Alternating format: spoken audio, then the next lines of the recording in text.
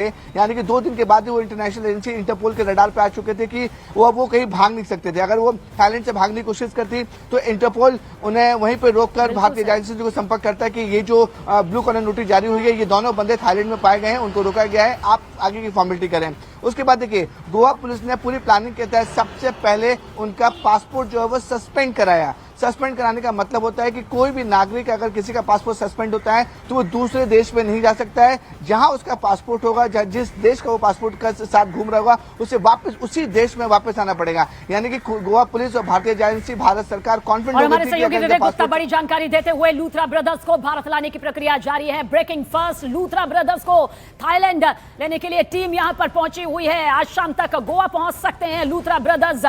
Thailand के Phuket से Luthra brothers को हिरासत में लिया गया है कानूनी प्रक्रिया के तहत। बहुत जल्द यहां पर वापसी शाम तक हो जाएगी। हमारे सहयोगी विवेक गुप्ता की ये बड़ी खबर आप तक पहुंचा रहे हैं, जहां पर टीम पहुंच चुकी है। लूथरा ब्रदर्स जो शिकंजे से बाहर बताए तो जा रहे थे, लेकिन एक बार फिर से अब कानूनी शिकंजे में आ चुके हैं। विवेक, एक बार फिर से आपकी तरफ रुख करेंगे, वो पूरा प्रोसेस यहां पर जानना चाहेंगे जो पहले दिन से हुआ, जब 25 लोगों की जिंदगी चली गई महज कुछ ही घंटों में। अब लूथरा ब्रदर्स यहीं पर होंगे, भारत में होंगे, आगे फिर क्या कुछ और बड़ी तस्वीर नजर आएगी कानूनी तौर पर?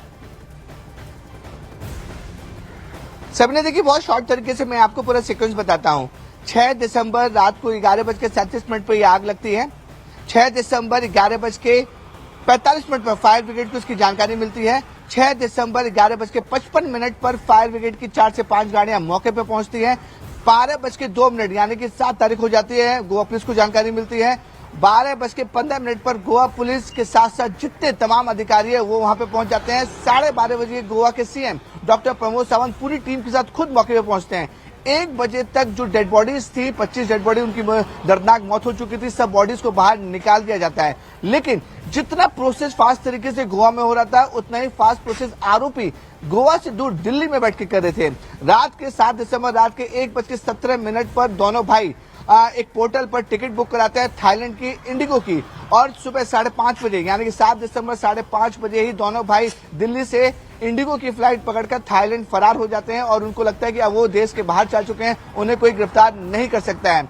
7 दिसंबर को ही सुबह 9 बजे एफआईआर दर्ज होती है उन सभी के खिलाफ जो इसमें इन्वॉल्व होते हैं। एफआईआर दर्ज होने के बाद एजेंसीज को पता लग चुका था कि दोनों भाई जो है विदेश भाग चुके हैं, क्योंकि जब तक वो इमिग्रेशन के साथ संपर्क में आते, क्योंकि बिना एफआईआर के इमिग्रेशन की फॉर्मेलिटीज पूरी नहीं होती है। अगर कोई आरोपी के ऊपर आप इमिग्रेशन डिटेल्स निकालते हैं, उसके बाद इमिग्रेशन से इन्होंने जानकारी दी कि दोनों भाई जो है वो सुबह की फ्लाइट से फुकेट रवाना हो चुके हैं। यानी गोवा पुलिस को पता हो चुका था कि ये देश के बाहर जा चुके हैं। तो गोवा पुलिस ने सबसे पहले इसमें इंटरपोल को अलर्ट करने की एप्लीकेशन मूव की, क्योंकि भारत की जो नोडल एजेंसीज है वो सीबीआई होती है, क्योंकि सीबीआई ही इंटरपोल से डायरेक्ट बात कर सकती है, कोई दूसरी एजेंसी हिंदुस्तान में नहीं बात कर सकती है। तो गोवा पुलिस ने सबसे पहले सीबीआई को अलर्ट किया कि दोनों आरोपी जो हैं वो भाग चुके हैं, इंटरपोल की मदद लेनी है और दोनों के खिलाफ ब्लू कलर नोटिस जारी करनी है। एक और अपडेट अब मैं आपको देना चाहूंगा, विवेक आपके पास लौटेंगे, लेकिन गोवा अग्निकांड में एक सर्वाइवर हैं भावना जोशी जी, वो इस वक्त हमारे साथ फोन लाइन के जरिए मौजूद है।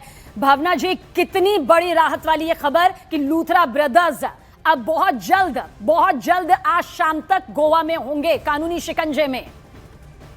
मैम, मैं अगर गवर्नमेंट ने इतना मेरे लिए मतलब ये जो उन लोगों को पकड़ा है, ये मेरे लिए बहुत मतलब खुशी की बात है। और मैं चाहती हूँ कि उनको सबसे सजा मिलनी चाहिए, क्योंकि उनकी वजह से इतनी लोगों की जाने गई है।